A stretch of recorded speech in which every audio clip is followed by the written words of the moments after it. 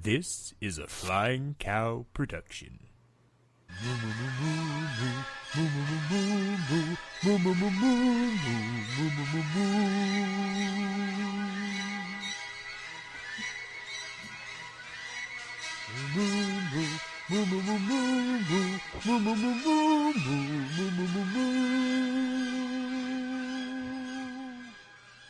Well, hello and welcome back to Fantasy Food Showdown here on the Flying Cow Network. I, of course, am your host, the Flying Cow himself, Clay Johnson, and here with me today to discuss this week's episode of Tournament of Champions 6 is my friend Maxwell Haddad. Maxwell, how are you, sir? Hello, Clay. I'm doing all right. Thank you for having me. How are you doing? Doing great. I'm excited to talk about this episode with you. Honestly, I'm always excited to talk about food shows with other people that care about them. I care deeply about food competition TV and have for a very long time, so I feel that. Well, there you go. All right, so I do want to go ahead and just kind of get your background in food competition. How long have you been watching food competition shows? Like, what are your favorite? Like, just kind of give us the download.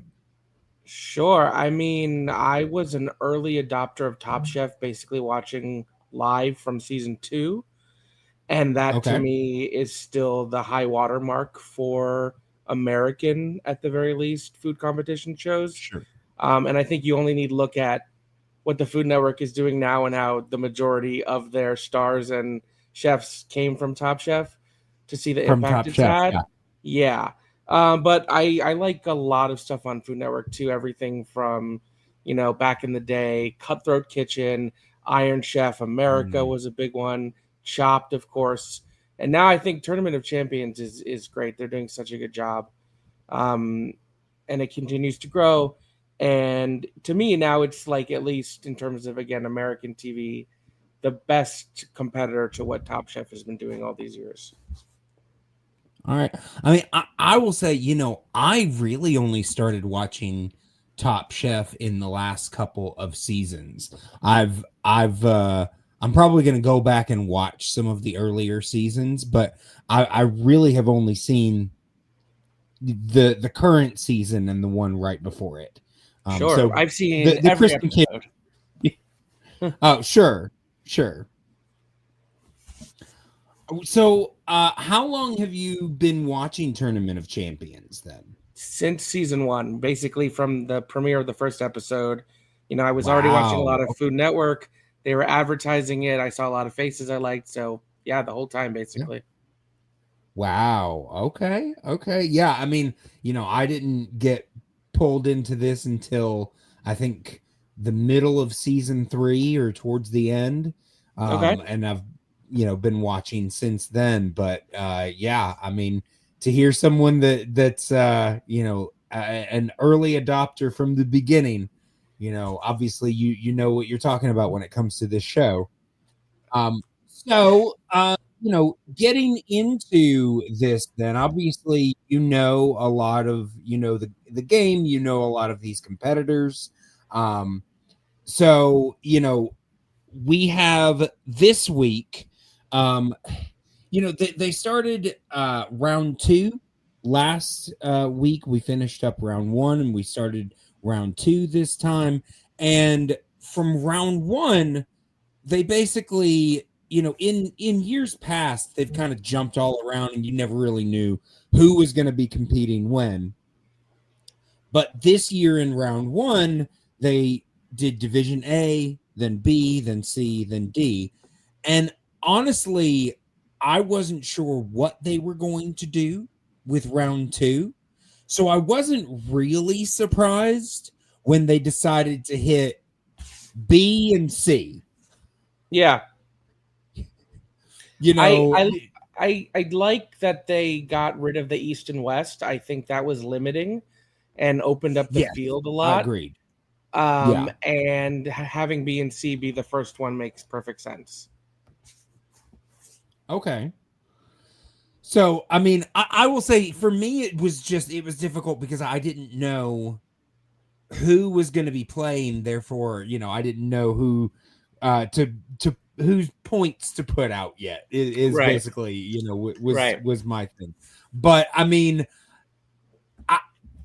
I kind of expected them to throw some sort of curveball because I was like, they've been playing it too straight. They've got to throw something wonky in here because that's just kind of the way that they do. Yeah. Guy loves his twists and turns for sure. He does. He does. So we start off with the round 2 matches of bracket B and bracket C. So our first match for this one was actually Leanne Wong versus Jonathan Sawyer. And I will say, looking just kind of an overview of the matches that we have coming up here tonight, a lot of times when I have someone on, we'll have like maybe one or two in common, but maybe we will differentiate it here and there. You and I chose the same people in every match. Ah, that's funny. So no matter what happens, we're gonna have the same night here. Sure. Yeah. So we get into Leanne Wong and Jonathan Sawyer, and I think both of us had Jonathan Sawyer going into this. Yeah, I feel like I've been watching Jonathan Sawyer for a while, and I felt like he was on a hot run. He's talked a lot about his sobriety and his weight loss. Yes. He just seemed locked into me, and he seemed like he was doing some of the best cooking of his career. So he felt like the right pick for me. Yeah, I agree. Definitely going into this match after seeing him the way that he competed against Karen Akunowitz and was able to knock her out. Karen's an felt like incredible chef. Absolutely, and for her to get knocked, I mean, unfortunately, this is the second season in a row she's been knocked out in round 1. Yep.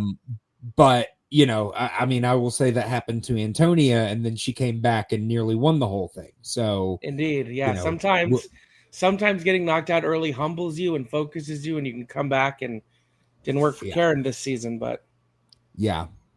But yeah. So I felt like Jonathan had the hot hand.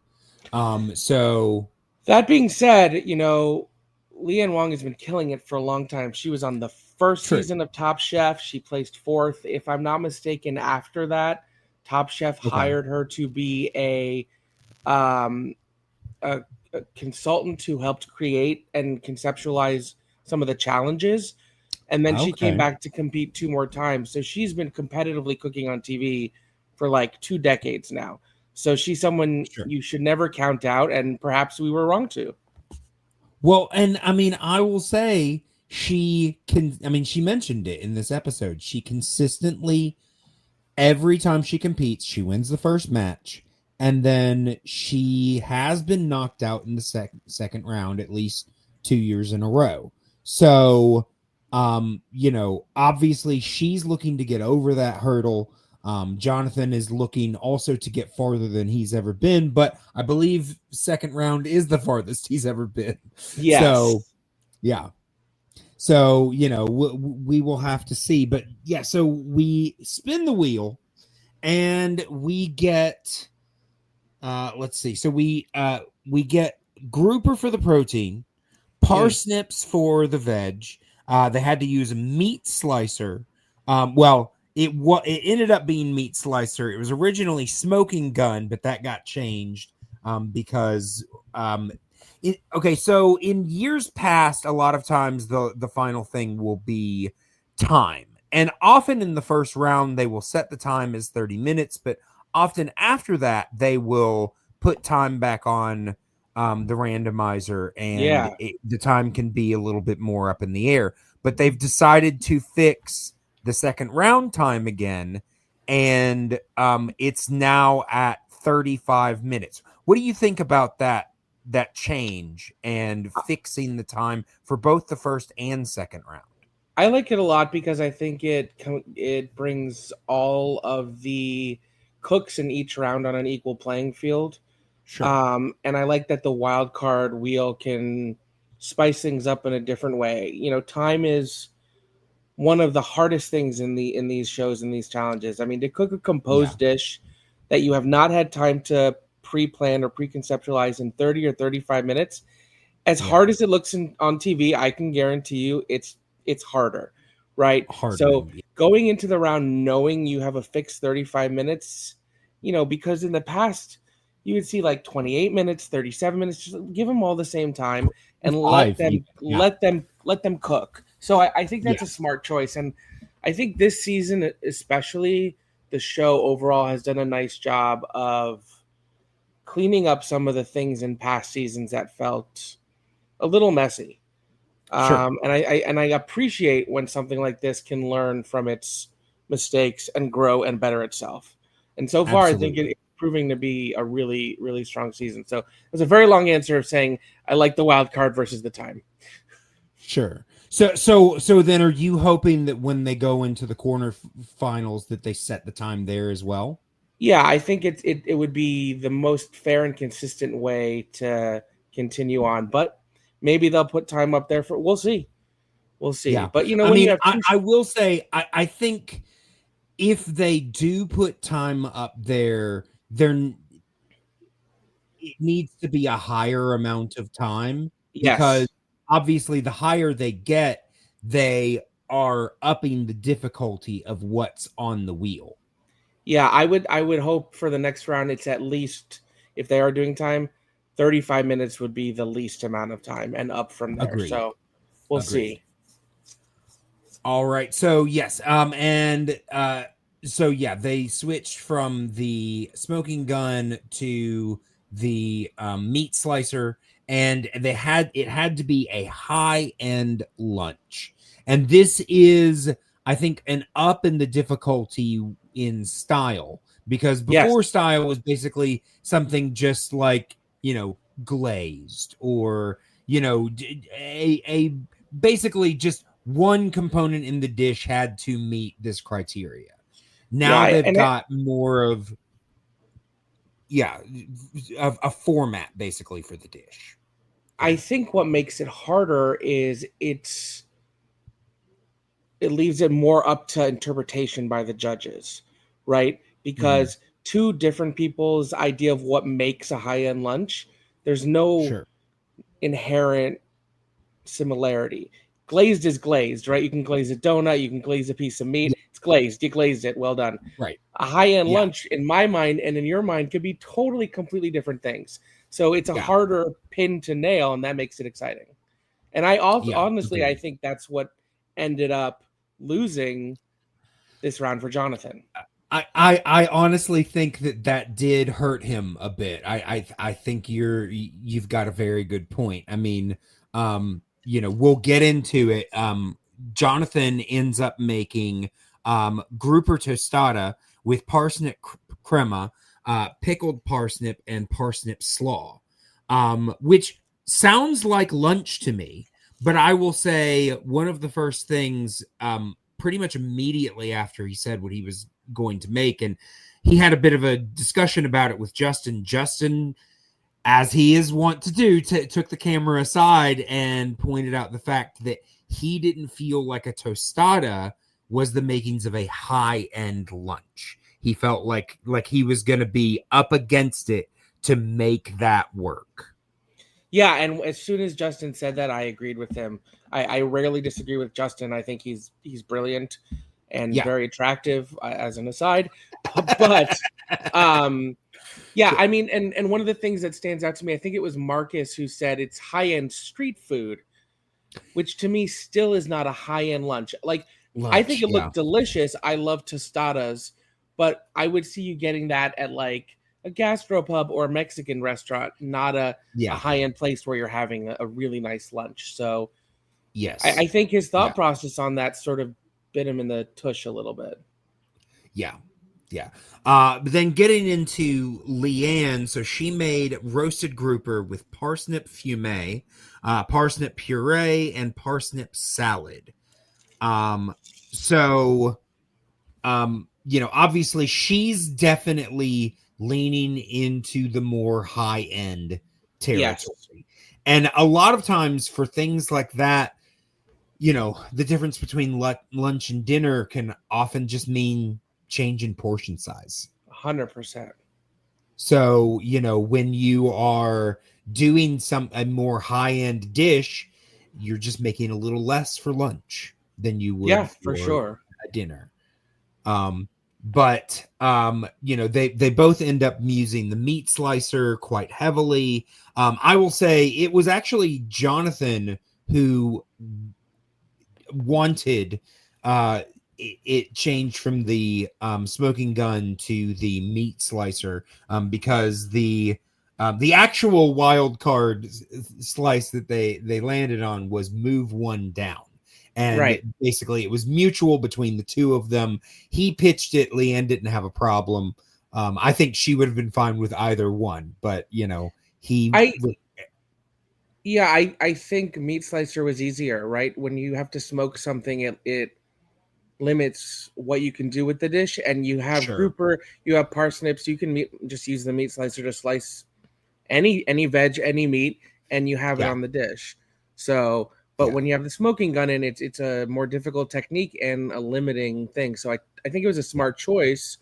Didn't end up mattering for him, but no. I mean, I will say apparently he ended up using the slicer in the most interesting way because he did slice the grouper on it. Yes, which for a tostada makes sense. But Leanne, you're presenting a whole piece of fish. You're not going to slice it up. Yeah, of course not. Yeah. Not like a piece of steak where if you get it served sliced, you're like, oh, okay. If I ordered a piece of fish and it was pre-sliced, I'd be like, what is happening? It doesn't make any sense to me. What is the chef smoking? And can I have some? Right. But yeah, so then, so when they finish these dishes, was there one that you were more drawn to than the other? I will say that I personally probably, like, if I was given a menu and the two items are on it, I probably personally would have leaned towards a tostada. I love Mexican food with fish. I'm a huge fan of fish tacos. So I thought that tostadas looked beautiful. That's keeping in mind that I'm not judging based on the rubric that the judges are, just personal taste. But Leanne's dish looked gorgeous and well composed. But if it were me, I would be more prone to order a tostada. Yeah.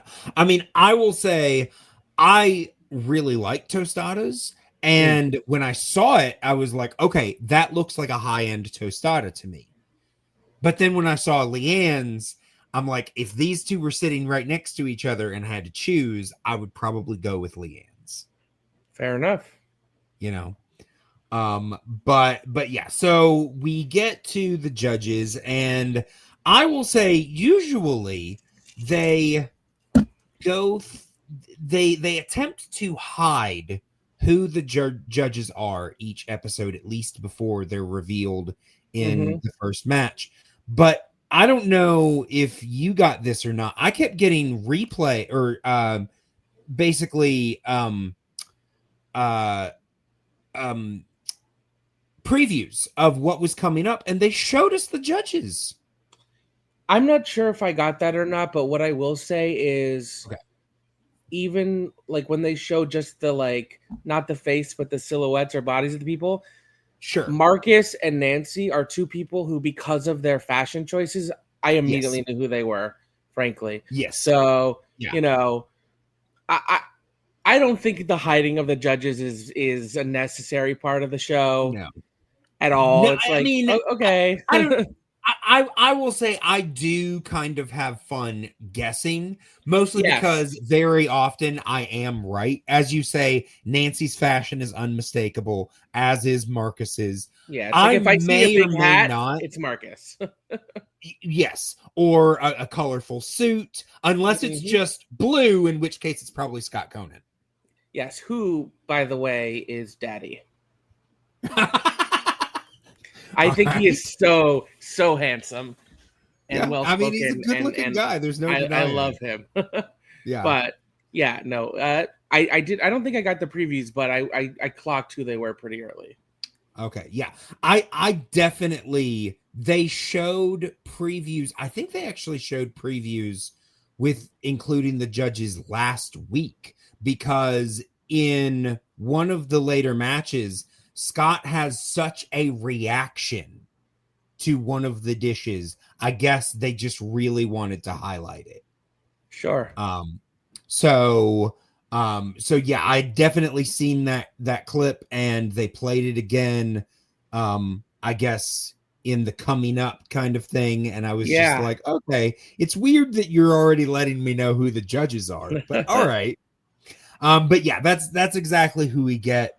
And when they start into the judging, they said that Sawyer's fish was well cooked. There were a couple knocks on the presentation. Nancy really didn't like his little swoops with the sauce. Yes. And honestly, I will say she talked a little bit more about that later in her conversation with Simon, and she had a really good point in that, when you do that swoop, that with the spoon going through the middle, you're actually cutting the amount of sauce that you're giving them by quite a bit. Yeah, and so I think a swoosh looks pretty on a plate, but from personal experience, there's been more than one time I've been to a nice restaurant and the sauce is swooshed, and all I can think to myself is, I want more sauce. Sometimes I'll even ask the waiter, I'll be like, would it be possible to get more of the sauce, please? Sure. And it's one of those things where you eat with your eyes, as they always say, but also you eat with your mouth, and you need to be able to fully embrace and enjoy the dish. Yeah. And if you don't have enough sauce, and that, it's tough. Yeah. I think she also wasn't, I think she was partially because of the issue of less sauce, but also I think she was over even the style element of it, because we see it quite a bit. And I think it is something that maybe we can move past, at least on a regular basis. Yeah, I think so. I think it's like any art form, which, if you're listening and don't agree, cooking is absolutely an art form. Oh, absolutely. Things are cyclical. Things come into fashion, out of fashion. Things get overdone. Yeah. I think the swoosh is one of those like cooking stylistic cliches that we need to move past. Just give me the sauce on the dish, or put it in a ramekin on the side and call it a day. Like, yeah. I mean, it's one of those things where, sometimes you need to choose functionality over style. 100%. Yes. Yeah. All right. So they also said that they loved his use of the randomizer. So some pretty good things for him, and also a couple of negatives. With Leanne's, Nancy, and right off the bat said that it was lovely. She really liked the presentation of hers. But somebody said that they felt like the fish. Oh, that's right. One person had slightly undercooked fish, but another person said that their fish was cooked perfectly. So the fish cook was a little inconsistent. Mm-hmm. But again, they loved the presentation. So when you're hearing this judging, are you feeling like they're leaning any certain way? It felt pretty even to me, if I'm being honest. Okay. It was not one where I was like, oh, this person is definitely winning. I did not have a strong gut feeling one way or the other. It could have gone either way. Yeah. I will say I definitely thought it felt close, but I did feel like they were leaning towards Leanne. Okay. Okay, so when we get into the actual scoring, Leanne did win. She won with a score of 84 to 83. So it was very close. Very close. As close as it can get. You know what? I've always wondered what would happen if it was a tie. Well, you've seen all the seasons, right? Yeah, but I want to see it happen more and more. It's like, let's get some Sure. ties and really make it exciting. Yeah. I mean, I don't want to give anything away, but there have been times. I mean, I have mentioned in the past that in the subject of a tie break, they first go to taste, then the randomizer, and then presentation. Only once have they ever had a straight down the middle, every single category was tied, and Right. they had to be very innovative in deciding that one. But in this one, honestly, it's very interesting how this scoring came out, because Jonathan actually won in taste by 2 points, 43-41. But Leanne won on the randomizer 34-33. And then ultimately she won in presentation 9-7. It was that presentation that really, I think, won it for her. Because I think that maybe without those swooshes, maybe with, a little bit more sauce available, number one, Jonathan might have gotten even one more point in taste, plus, the plating. But it seems like presentation is really what ended up bringing him down. But I mean, either way, good showing by both of them. Absolutely. This is one where, win or lose, you come away looking like a strong competitor for sure. Yeah, absolutely. All right. So then we get into the second match. And the second match was Michael Reed versus Britt Rossino. Michael Reed basically had already at this point made a bit of his name of a name for himself by bringing in one of the bigger upsets so far in the tournament. I think really the first big one, by knocking out Iron Chef Stephanie Izard in the first round. So, obviously he's wanting to continue his winning streak, and Britt Rossino, I've been impressed with since since I first saw her, 100%. She is been so fun to watch. She's a great character. And I think why she excels on this show is she just knows how to work the randomizer. Oh, absolutely. She plays the randomizer to the hilt.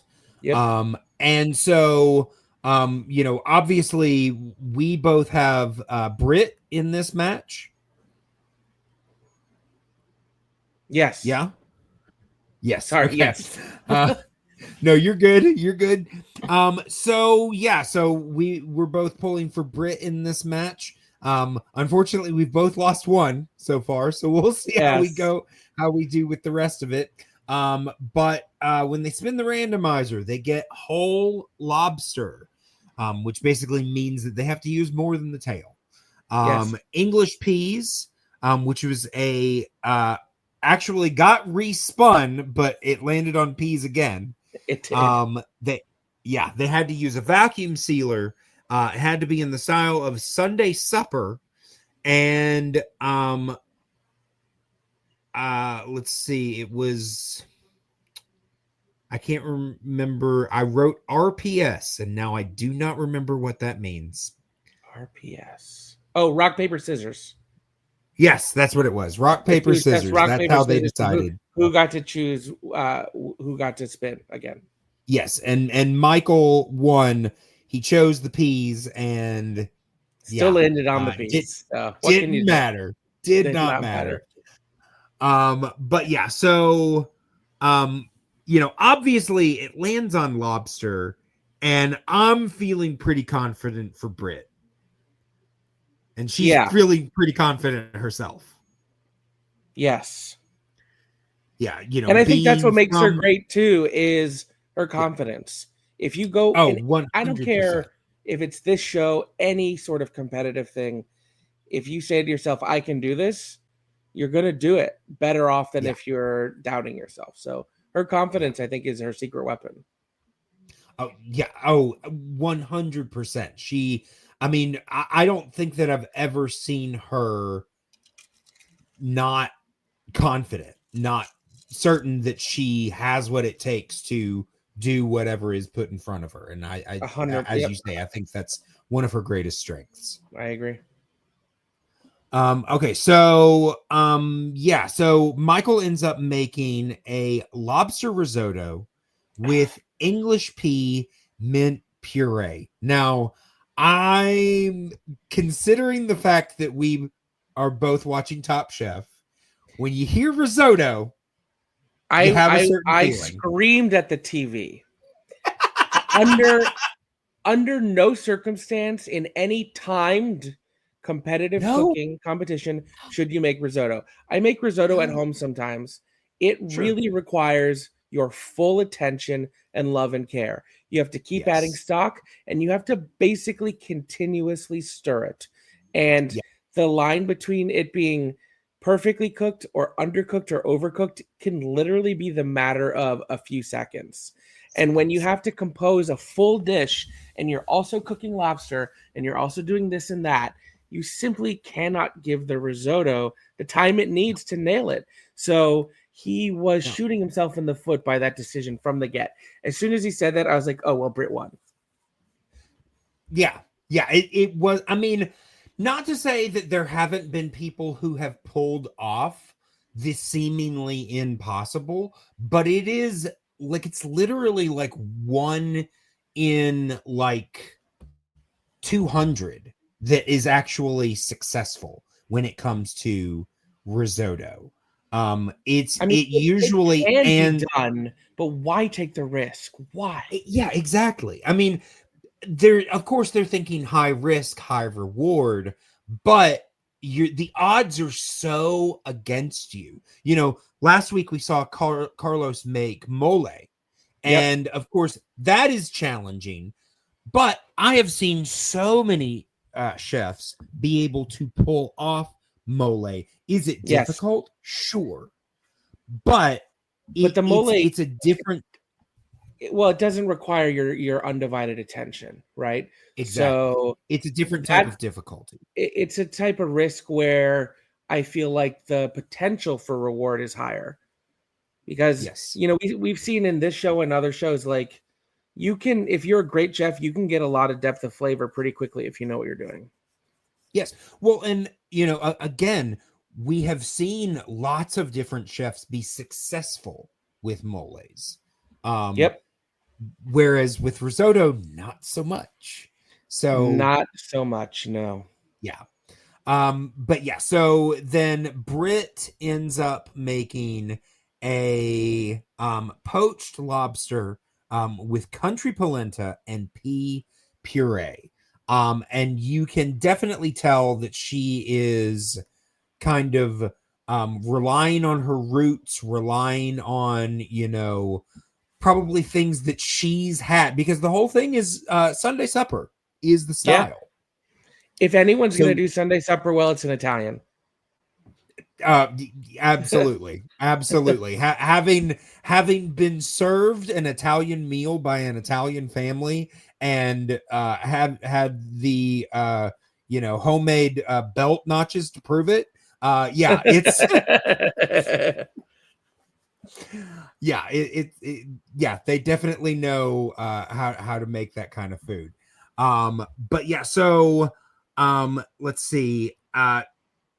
So let's see. Tiffany is with Michael, and Michael ends up using, and honestly, I will say these were things with Michael that I was actually really impressed by, because he's using his vacuum sealer for so many things to seal in this flavor to, you know, and honestly, I felt like it was really smart.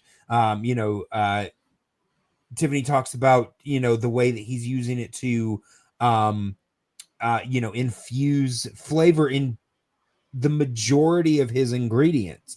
And, you know, it was in times like this that I feel a little nervous for Britt. And then we talk about the risotto again, and then I'm like, oh yeah, that's right. Yep. Yeah. Let's see. I will say, so when they finish up the dishes and I look at them, first of all, as Britt is plating it, I'm starting to get a little nervous that there's a lot of mushiness because you've got the polenta, you've got a pea puree. I will say I was happy to see that there were also some whole peas, and then of course you've got, you know, the lobster, which looked amazing. So initially I was a little afraid for her texture. I felt like there maybe needed to be some more textures. But the more that I looked at it, the more I was like, but it still looks really good. And Michael definitely had a bit more texture going, but again, I'm looking at that risotto going, is it right? Is it over? Is it under? You know, is it even, you know, did it get half of the attention that it needed? Right. But and honestly, between the two of them, when I looked at them, I was more interested in Brits. Fair enough. Did you have a preference either way? Okay, I will reveal something about myself that often gets me into trouble as a foodie and a lover of cooking shows. I don't care for lobster. Lobster, okay. I like crab and shrimp, but for whatever reason, I just don't really like lobster. I know it's regarded as the best by a lot of people, the best ingredient. Sure. I could live the rest of my life and never eat lobster again. What I will say is I think the pairing of mint and peas is yummy. And so, although I was concerned for the risotto from a competition point of view, I was like, oh yeah, I could get down on some minty peas. So if I had to say which one of the two I would more likely eat, probably that. But Brits did look gorgeous. It was clear that lobster was glistening. The polenta looked luscious. So, yes. But I don't know. I don't like lobster. I'm sorry. Sorry, everybody. No, I mean, I will say I get it. I've had bad lobster, and it's not good. It can be so chewy and rubbery, and I don't know. Exactly. It is. And I do not want to go to a restaurant and pay money to then have to sit there and like, can I curse? Yeah, go ahead. And like fucking crack open a lobster and get it all over me.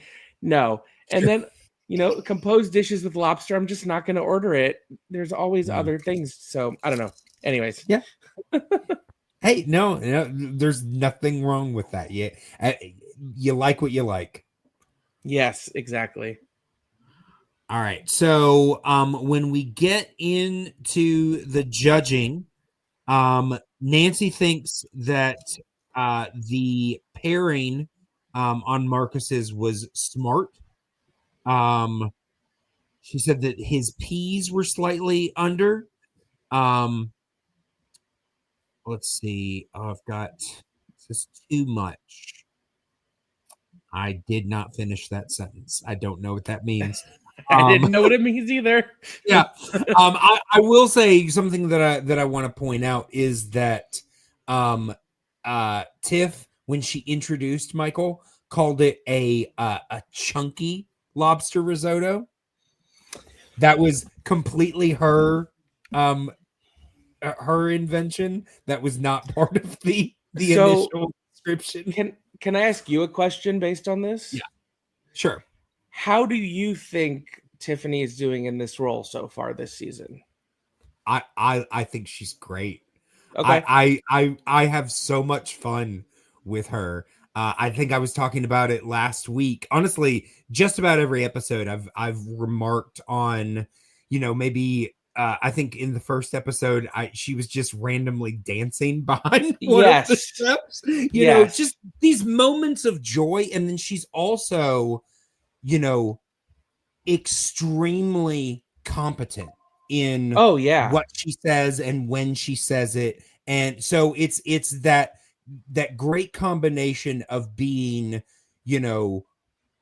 extremely competent and at the same time like a drop of joy. So I mean, yeah, I absolutely love her in this Yeah, I agree, and I think the fact that she won this show gives her an insight and a level of expertise that very few other people have. I should have mentioned this when we were talking about Leanne, but Tiffany and Leanne were both on the first season of Top Chef together, so they go way, way back. Okay, wow. Leanne was Yeah, fourth. that I didn't know. Tiffany got second place in season 1, and I'm surprised they didn't mention that because they've known each other a really long time. Gotcha. All right. I will say I'm looking over my notes here, and the first notes in the judging I attributed to the wrong person because for some reason I didn't write Britt's name next to it. But the pairing was something that she said about Brits. Okay. And that now I understand what too much maybe meant. She agreed with me about the amount of mushy ingredients. Yes. She thought that maybe it was too much, but I think she felt it enough to mention it, but I don't know that it necessarily was something that she was going to mark against. Fair enough. Yeah, maybe. I think or not in a significant fashion. Exactly. I think that she just, as I did when she first saw it, maybe thought maybe a little too many mushy ingredients, but I think overall it ended up working. But yes, so then getting into Michael's, there were a lot of positives about everything, but they did knock the risotto. And basically, I think it was Marcus that pointed out that he just didn't feel like enough attention was given to it, and he even found shells in his. Yeah, that at that point it was clear to me that Michael was not winning, but I think like I was saying, you have to spend too much time on the risotto that you miss the other details, and lobster shells or any sort of shell in a dish, it's a end of the road unless the other person really screws up. Right. Which, from what we heard with Britt's judging, it really didn't sound that way, right, to me. Agreed. So, I mean, it definitely. I was with you. It felt to me like this was over. Like Britt had it. What I felt was very interesting, which makes me really feel like they heard things that we didn't. Obviously, there was editing done, of course. But Britt called. Right before they went in for the points, Britt said that she thought it was a coin toss. And I was like, is she being kind? Because I think she's got it. But when I mean, it might also just be like at that point, the anxiety comes in and you don't want to be too confident and then let go ahead. So I was just going to say, when they announced the results, she seemed genuinely shocked. And she even told Michael, I thought it was yours. Yeah, I'm sure there are things we don't hear as the audience, but I feel like the shells was the clear losing line, but maybe she didn't feel it. I don't know. It's interesting. I don't know. Getting in the psychology of these contestants is always so interesting. Yeah. Absolutely. But I don't pretend to have enough expertise in that area to speak about that cogently. So I don't know. No. I have not gone to medical school. No. The final scores for this were 80 to 76. And I will say it's interesting because randomizer and presentation, they actually tied. They both got 33 for the randomizer, 7 in presentation. But Britt won by 4 points in taste, 40 to 36. So that's what won it for. And taste is probably where the shells came into play. Because the shells and the risotto. They don't taste good, shells. No, not really. No. Yeah, definitely not something you want to be eating. Correct.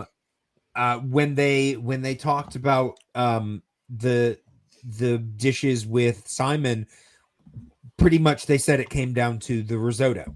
It just wasn't a good idea for this dish in the competition. Yep. The curse of risotto lives on. Yeah, they'll never learn. They'll never learn. All right. It baffles me. It baffles Yeah. me. I don't know. Yeah. But yeah, so the next match was Kalina versus Shota Nakajima. Kalina Bliss versus Shota Nakajima. And again, we have both chosen Shota in this match. Mm-hmm. I will say though, going into this match, this was the one that I second guessed myself on the most. For some reason, I kept thinking that I had chosen Kalina in this match.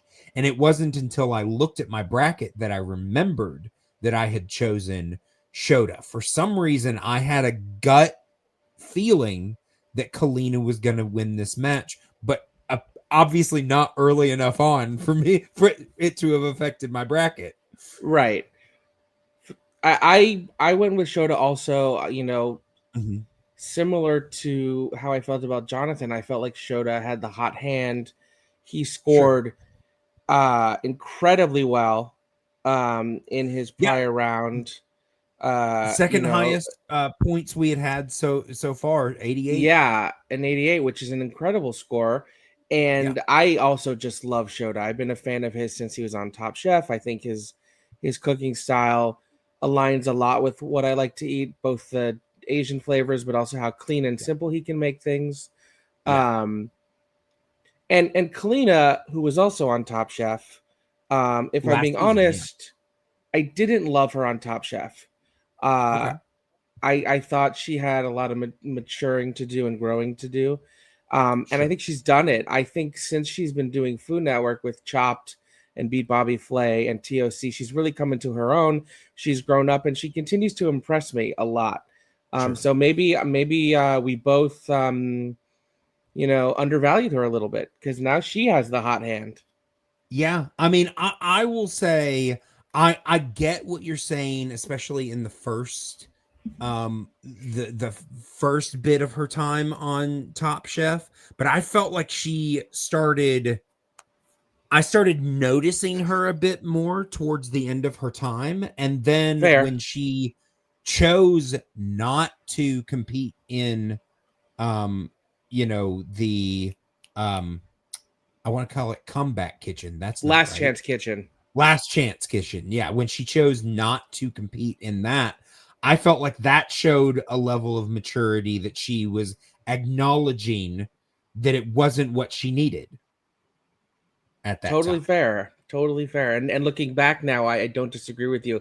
I just didn't have that thought at the time, but she's been fun to watch, and it's always fun to watch someone like sort of grow and better themselves before your eyes. And she's still really young, really, really young. She is.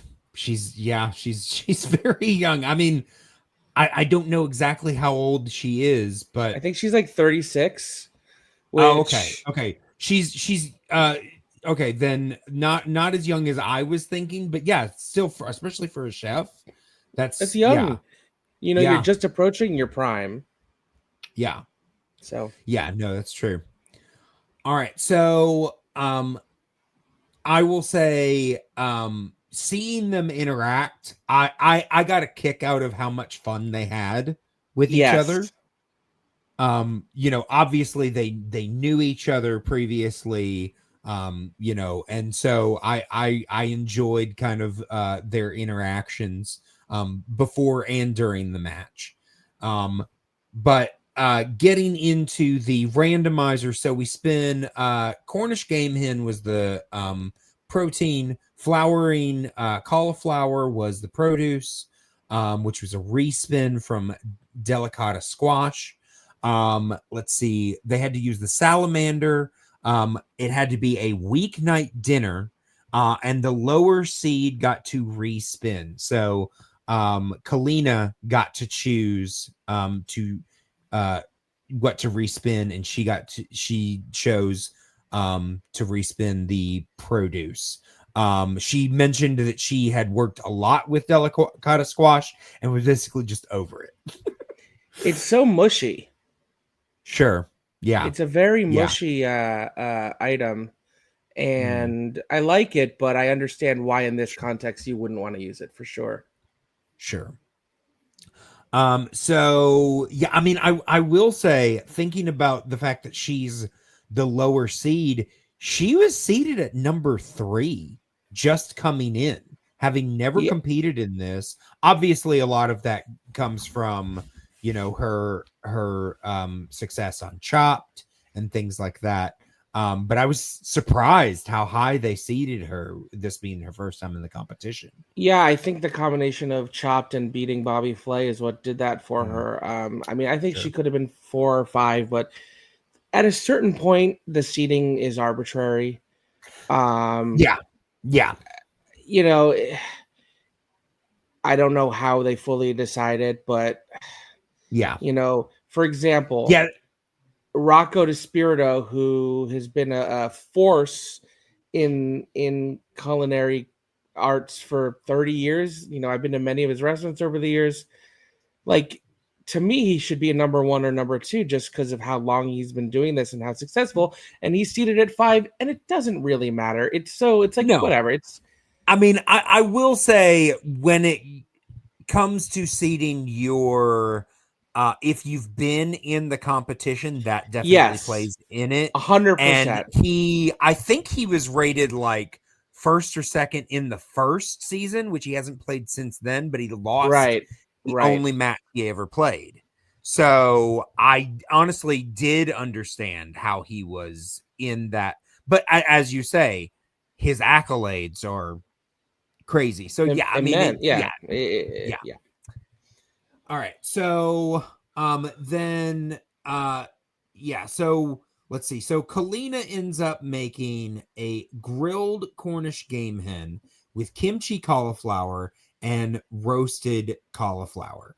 I hear kimchi and I'm like, okay, perking up a little bit. Love Korean food, love those Korean flavors. And paired with the Cornish game hen and everything, it's sounding really, it sounds very good to me. I will say something that for some reason isn't in this description is that she ended up kind of making it a bit of a rice bowl.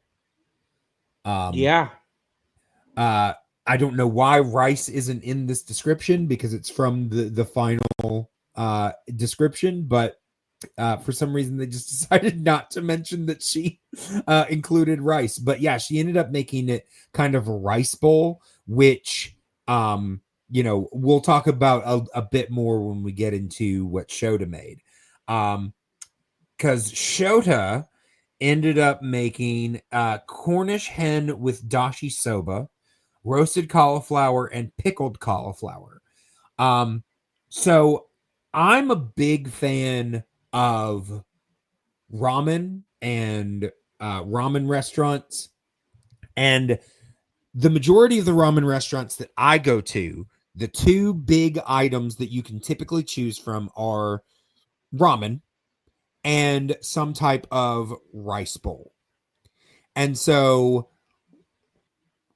these 2 dishes being made, I'm like, geez, that it would be my typical choice in going to a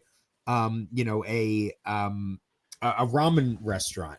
And I will say 9 times out of 10, I end up either straight up just choosing the ramen or getting the ramen and maybe a small rice bowl.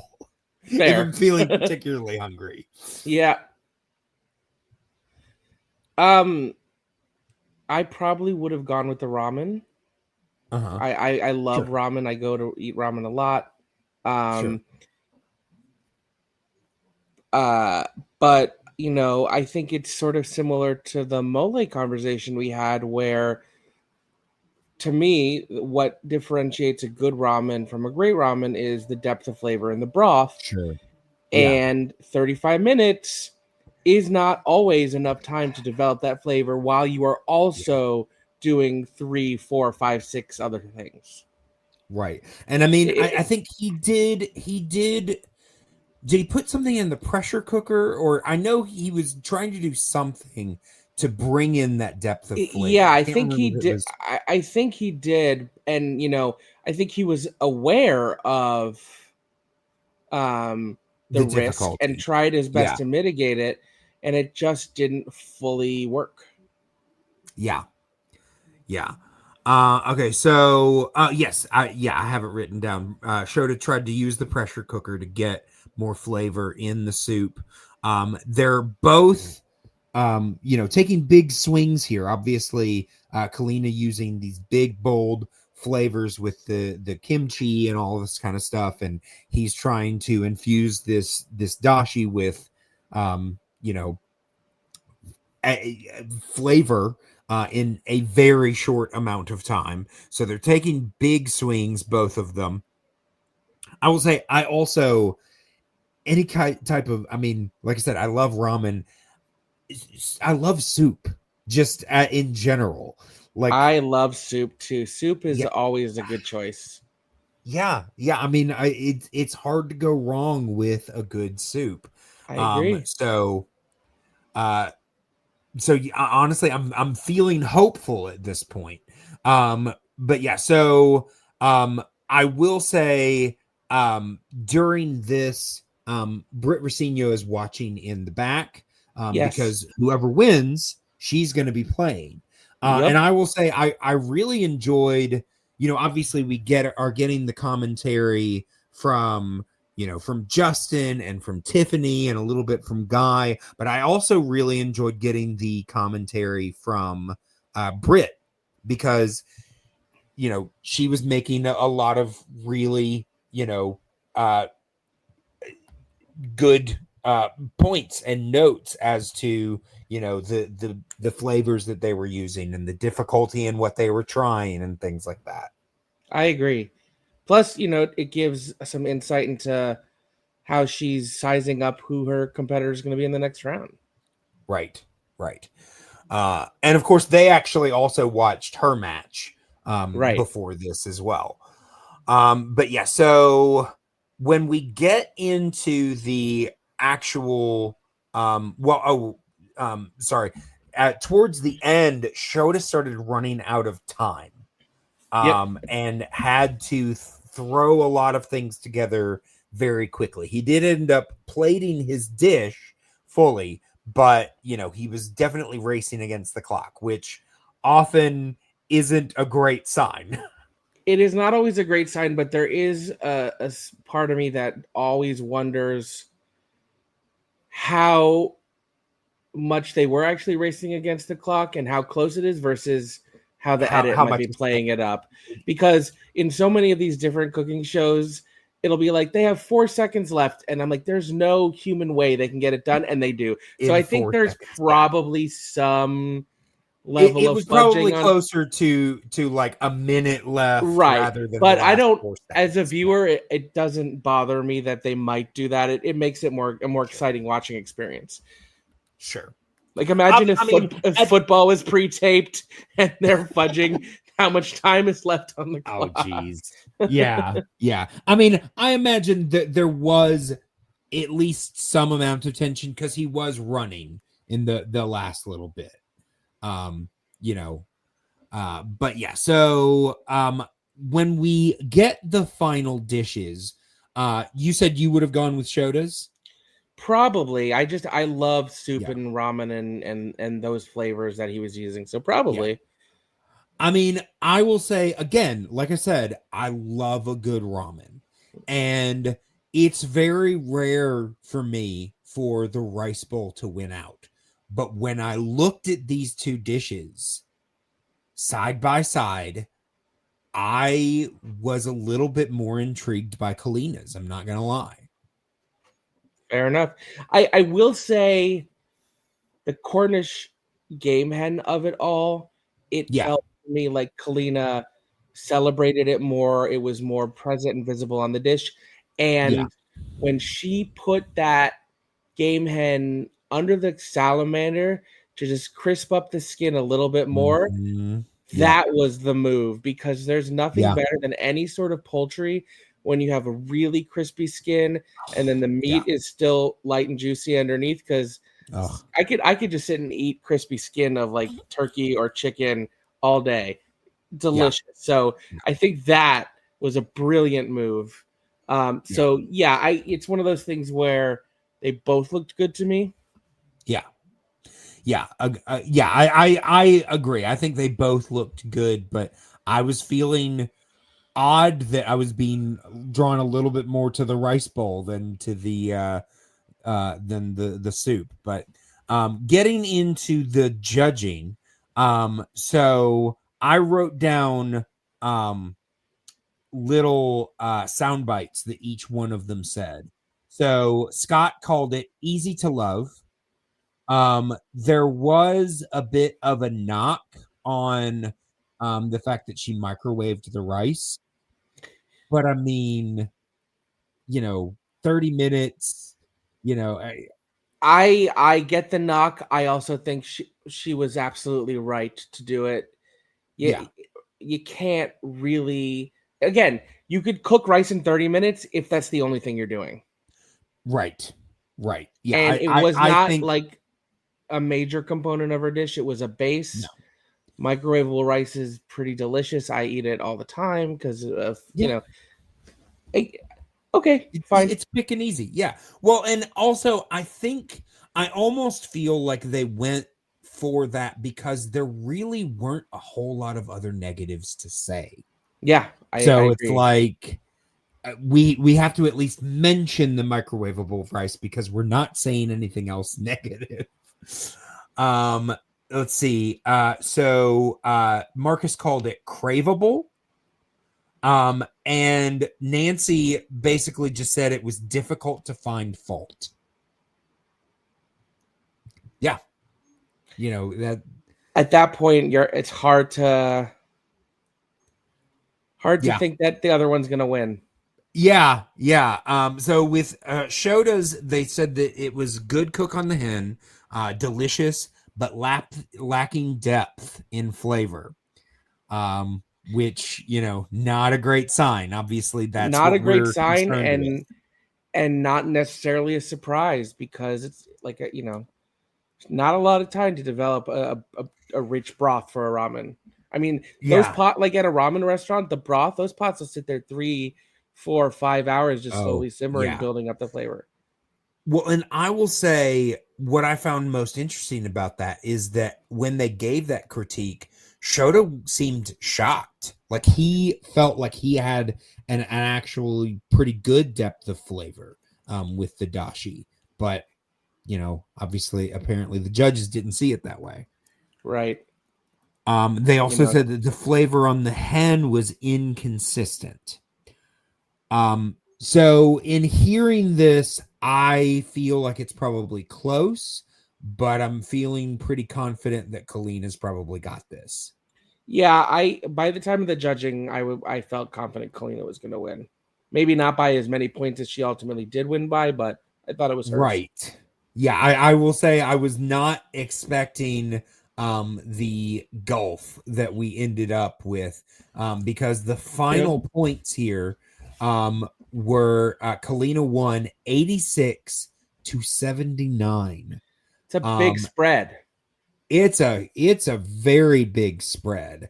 And she won in every category. She won by 4 points, 44-40 in taste, 2 points, 34-32 in the randomizer, and 1 point, 8-7 in presentation. So yeah, she really ran the gamut here and took down a very tough competitor. Honestly, super impressed by Kalina. Yeah, agreed.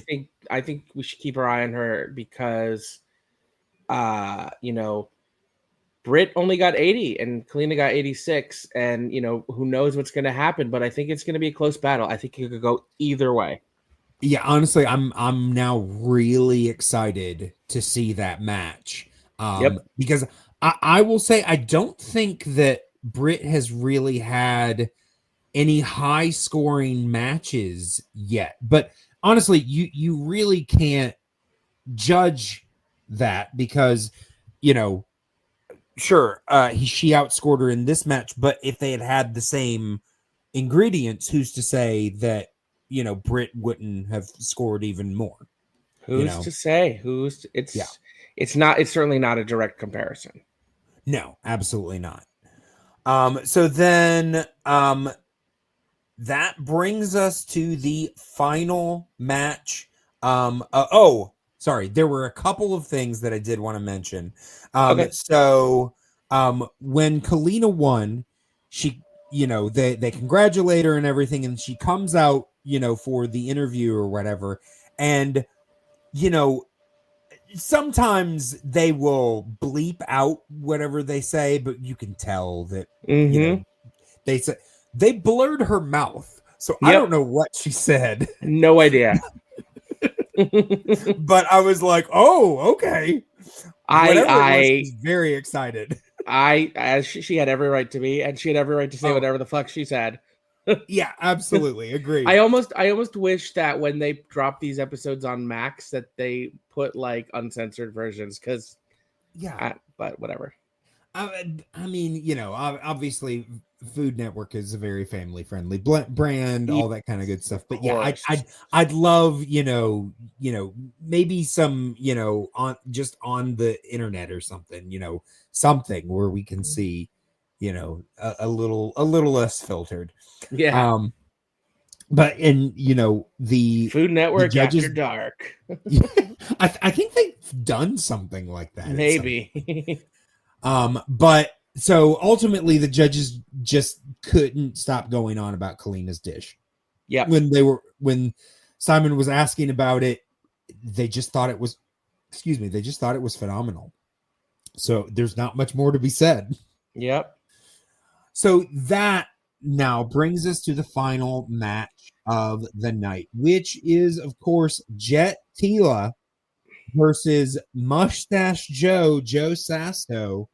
And you and I both have Jet Tila winning this match. Yep. Jet Tila, I have actually going all the way and winning this Yeah, tournament. which is totally fair and understandable. That he's been so close.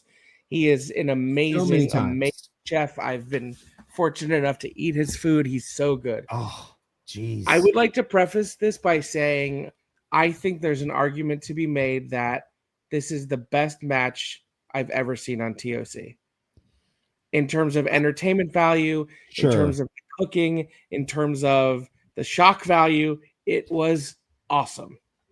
Awesome It's stuff. pretty intense. It Yep. really is, because there are twists and turns in a cooking competition match. It's honestly, it's really exciting, and let's go ahead and let's break it down. So when they I will say, first of all, obviously Joe and Jet know each other very well. Of course. I mean, I think all these And people do, but yes, they yeah, do. Yeah. yeah. And Joe mentions the fact that, he has he keeps hitting a wall and he wants to get past where he's been. And then he makes a short joke with Jet. And I will say, it wasn't until this moment that I thought about how short Jet Tila is. He's a short man. I mean, I don't know how short he is, but now I'm thinking he must be like 5'2", 5'4", somewhere He's around 5'7". there. Like, oh, is he? Then I guess Joe is just tall, and so is Guy, because both Guy and Joe made him look short. I don't know how tall Joe is, but 5'7" is not short, but I guess No, I mean, it's for kind a of, man, it's it's on the shorter average. side. Yeah, Yeah, it's yes. I mean, average. it's a little shorter than I I am, but mean, not by much. Guy is 5'10", which is Okay. not tall. I mean, Okay. I'm taller than that. It's only 3 inches. Maybe it was just a matter of like camera perspective or something. I don't know. Yeah. Yeah. And I mean, Joe then must be around 6 foot. Probably. Because he looked a good bit tall. He made Jet in that moment look much shorter than he obviously was. Like I said, I was thinking 5'4". So let's just say that Jet Tila is not Tom Cruise short. well, there you go.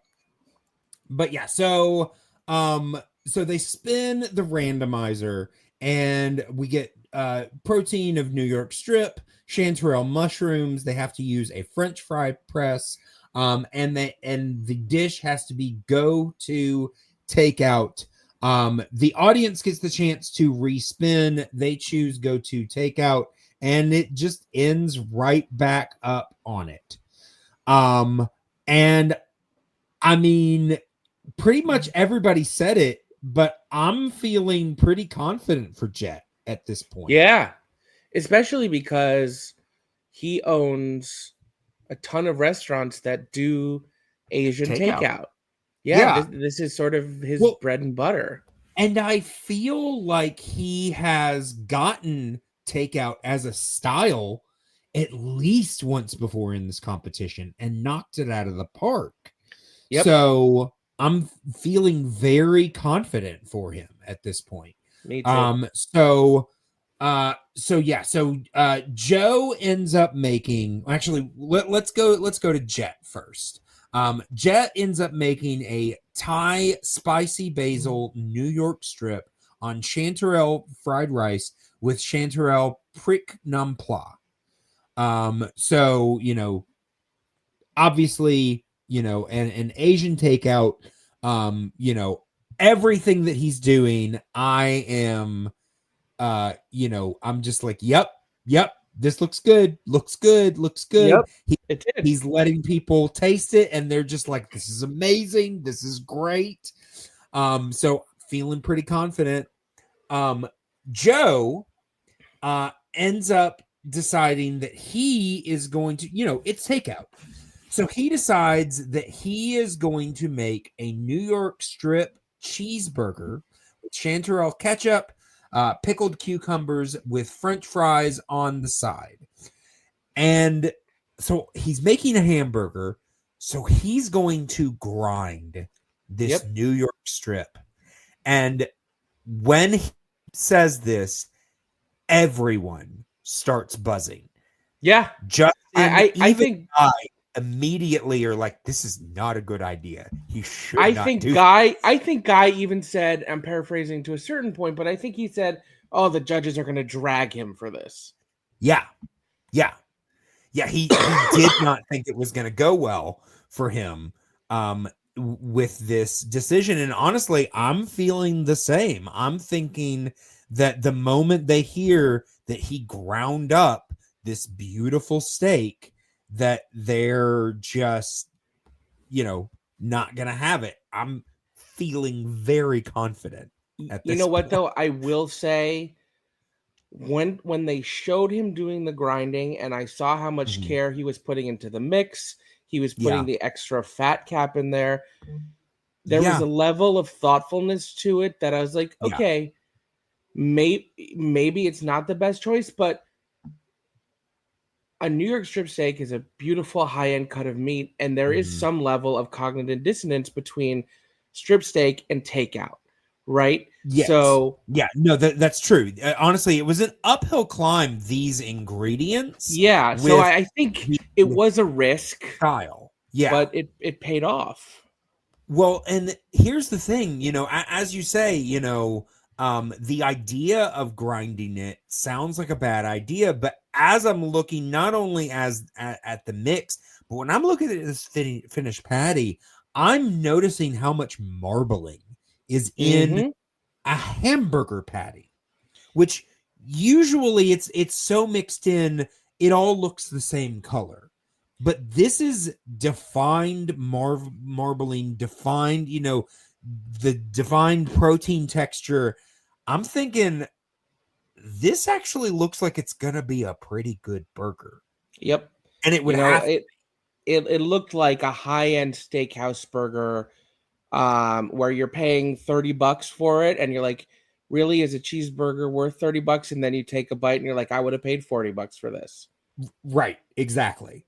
It's not like you Yeah. just made like a smash burger and called it a day. It was Right. immaculate. Yeah. Yeah. So as they are preparing, I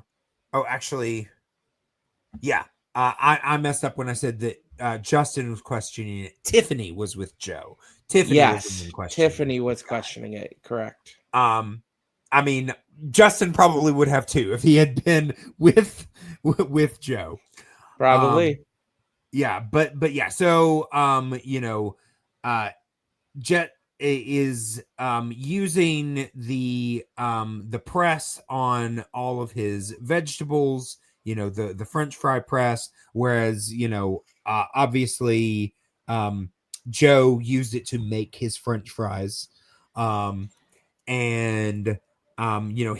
Jet is using takeout boxes, which of course it's like I feel like, again, I feel like I've seen him do takeout here before, and I think that he did the takeout containers then as well. But it might be things that you expect him to do, but he does it to a high level, so it's not like, and also it's boring. If the shoe fits, right? Like, I mean, why wouldn't you? And also, to add another cliche, if it ain't broke, don't fix it. Like, it's a takeout dish. Use the container. Yeah, go for it. And I love that. Conversely, Joe like wrapped the burger in like the wax paper. Perfect. It looked honestly like, it looked like a diner burger. They both knew exactly what they were doing. And as far as Joe's use of the French fry press, yes, sometimes it's really cool when you can use a device for something other than what it's meant for. On the other hand, if you use it for what it's meant for and you fucking nail it, Occam's razor, baby. The simplest explanation is usually the right one. And those fry, I mean, I love a burger. It looks so good. They both, I mean, I would, amazing. Yeah. Like I said, the plating for both was perfect. Everything is just looking really good. I will say, when I see the finished product, I am pretty much always going to err on the side of Asian food over a burger. You have to really impress me with a burger. I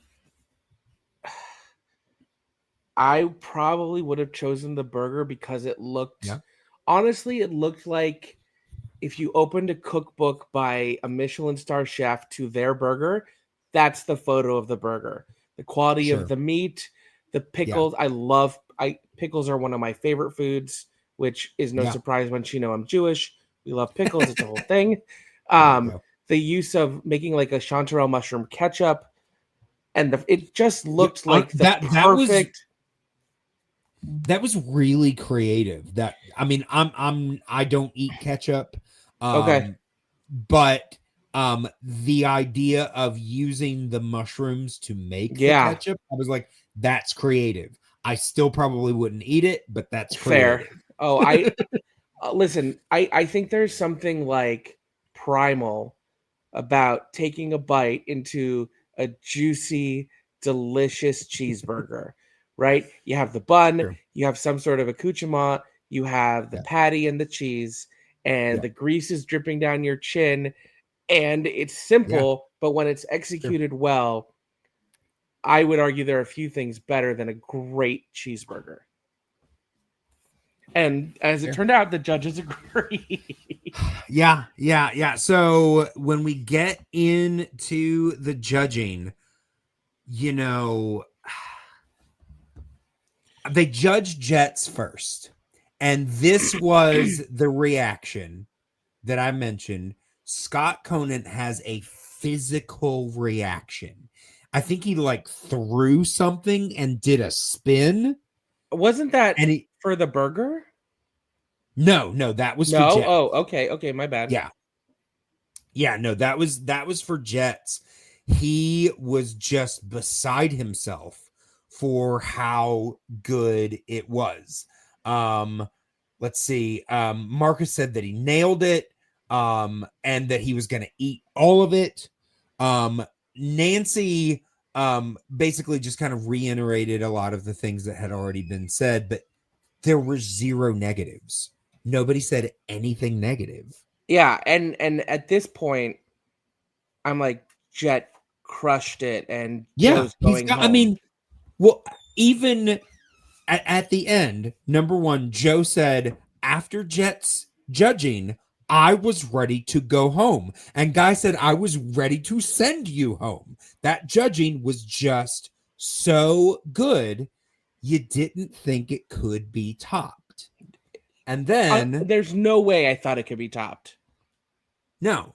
So then, Joe, they said that just...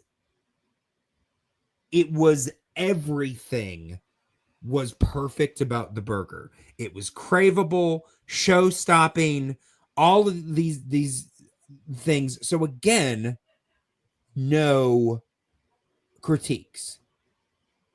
And I'm just like, well, here I thought it was obviously Jets, and now I'm like, it's impossible to tell, but I'm still hoping that Jet is going to, win it by a narrow margin.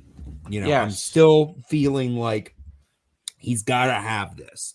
And when they announce the scores, Guy mentions that they have a new high score.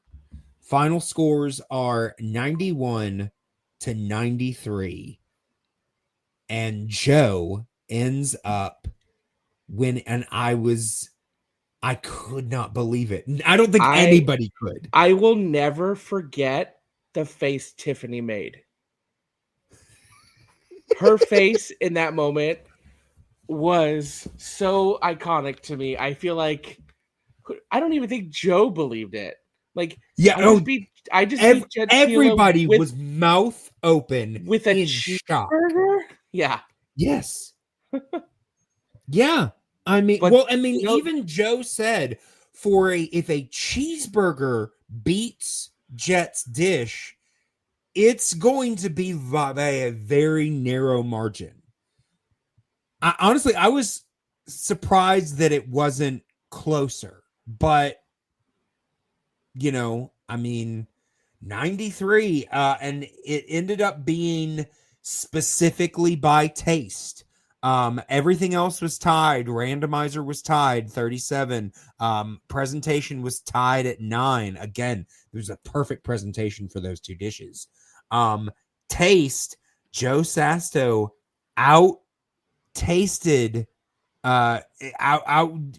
scored in taste Jet Tila, who is almost impossible to beat in taste. 47 to 45. I think I said to you offline a week ago or so that I think Food Network is praying that the finals of this season is going to be Jet versus Antonia. Because they've done, like, there was a whole 5-episode run of Guys Grocery Games that was Jet versus Antonia. They have a competitive relationship that runs throughout lots of different Food Network shows. Yeah. Oh, yeah. But one of the great things about Tournament of Champions, and what makes it very clear to me that it's not rigged, is anyone can win any battle. It's purely about that cook. It's not about your overall body of work. It's, the blind judging it makes it great. Yeah. Which dish is better? And Joe Sasto just outcooked Jet today. Yeah. Yeah, and I will say I've got some very difficult decisions to make going forward from here, because I'm just like, I don't know, man.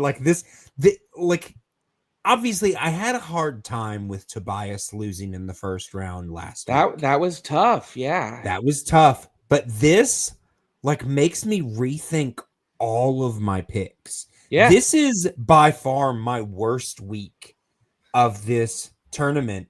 I mean, you were right with me here. We both only got one match correct. We Yeah. were This week wrong was full of on surprises. all of the others. And Yep. so I'm just like, and I mean, it does make me feel a little bit better that I'm like, even though I had, on paper chosen Showdown, I was feeling Kalina. Yeah. I just didn't put that down on paper. But so I'm like, okay, I do have some gut, but for Jet Tila to go out this early, I'm just like, I don't know what to think. But I agree with you, but I will also say it's making things really exciting. I mean, you look at the right side of the bracket now, and that side was already throwing me for a loop, but I still felt confident because I had Jet. Now with Jet and Tobias out, yeah, I don't know who's going to be in those final spots on that side. I mean, I feel like it really could be any of the four of them on that side that could end up in the finals. And that's thrilling, and that's partly why I love that they decided to not let past winners compete again. Because as great as it is that Manit won twice, the guarantee of a new winner, and especially that it could be anyone now, the field is wide open. Well, and I also, I actually was hanging out with my brother and his husband this past weekend, and they're big fans of this show. Yeah. And they actually were upset by taking out the champions. And I'm like, and they understood. They were like, we like that it gives more people opportunities, but we also want to see these people. And I'm like, number one, Guy made it very clear that they could come back at any time. Right. I also was like, it might be fun if they just do like a short little, maybe like mini tournament, maybe like do like a Tournament of Champions gauntlet with the new with the new champion. Let all the champions get to play each other kind of thing. I would love that. That might be especially now that they'll have 6, which is an even number. Yes. What I will say is I think that's totally valid that they're upset. Your brother and his husband are upset that they want to see them. But I'll make 2 counterpoints. One, we're still getting to see them because they're either judging or, in Tiffany's case, she's in every episode. Also, they are all over Food Network all the time. It's in true. fact, it's true. Apparently, Brooke Williamson and Bobby Flay are now dating, which a whole other thing that I don't know. I heard how that to today feel as well. About. Yeah, I know. But because here's the thing: I actually really like Brooke Williamson, and Bobby Flay. I'm more just kind of on. What I will say is, if you're listening, Brooke, I think you can do better. Yeah. Mm-hmm. I think Bobby Flay's a great chef and kind of an asshole. Sure. And I would say that to his face, but Food Network is at a point in its identity where it continues to bring back the same, 50 or 60 people because we all, or a lot of us, have grown to love them, and it's exciting to see them compete in different venues. But that's why I love this show, because I end up seeing people that I don't see anywhere else in the Food Network. Yes, I like that Guy has expanded and brought new people in who now I'm sure we will see in other Food Network things. Yeah, well, I mean, I don't watch everything, but I feel like Brooke wasn't as big a thing on the channel until she won Tournament of Champions. I think it was the same thing with Maylin. I think, other people, weren't as, weren't as known on the channel until they competed here. And then they, people were like, oh yeah, these guys are great. I agree. And I said this to someone not so long ago that You know, they don't do Food Network Star anymore, which is a show I used to love. Yeah. Excuse me.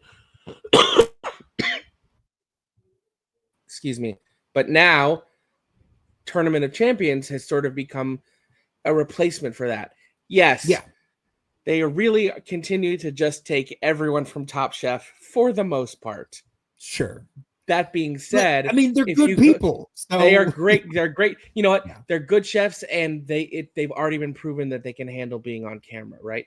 But Exactly. Tournament of Champions, for example, Tobias or Kevin, or as you said, Maylin, you know, this has made them Food Network stars in their own way. You know, I've seen Kevin in like 8 different shows now, and Maylin is everywhere, whether it be Last Bite Hotel or Wildcard. I watch these all. I have, anyways. Yeah, I missed Last Bite, but I do watch Wild Card. I don't know if I would necessarily say go out of your way to watch Last Bite Hotel. I liked it, but I think it leaned a little too much into the like creepy conceit. And Titus Burgess, who I love and I've seen on Broadway and I think he's great, he was so fucking hammy as the host. I was like, come on, tone it down a little, Titus, please. It felt like Food Network's attempts to do their version of The Traitors. Oh, okay. In terms of the tone, they're in a creepy hotel. You have a queer character actor laying it on thick. Anyways, it wasn't bad, but I don't think we're going to get a season 2. Meanwhile, Wildcard Kitchen just got picked up for season 3 today. I was going to say, I really enjoy Wildcard Kitchen. Me too. It feels fun. like the spiritual successor to Cutthroat Kitchen. Yeah, but not as ridiculous. Yes. Because there were some episodes a little of more toned in. Where I'm like, you're telling me this guy has to be like it was. Yes. Yeah. This is just more about what you're cooking with, not like your hand is tied to your leg and you have to smoke a joint before you. I'm like, what? Anyway. Oh, that's. I have to wear a nipple clamp while I cook. How does that hurt me? Come on, fine. Oh, I have to be nipple clamped to this other competitor. Okay, that makes sense. Yeah, sure, great. Hi, can you pass me the mandolin, please? Otherwise, I'm going to tear my nipple. Oh, sorry. Oh no, it's fine. All right. Well, Maxwell, thank you so much for being here with me today. Of course, I had a great time. Thank you for having me. Absolutely. Thanks to everyone for listening. Make sure to check out everything that we've got going on. Remember, you can contact us at all of a sudden I can't remember at the Flying Cow Pod on all of our socials. You can also email at theflyingcowpod@gmail.com. Check out what we've got going on, and we will be back next time talking about the second half of round 2. I'm sure this time doing groups divisions A and D. So we'll find out who will join the winners this week in the quarterfinals. But until that time, moo.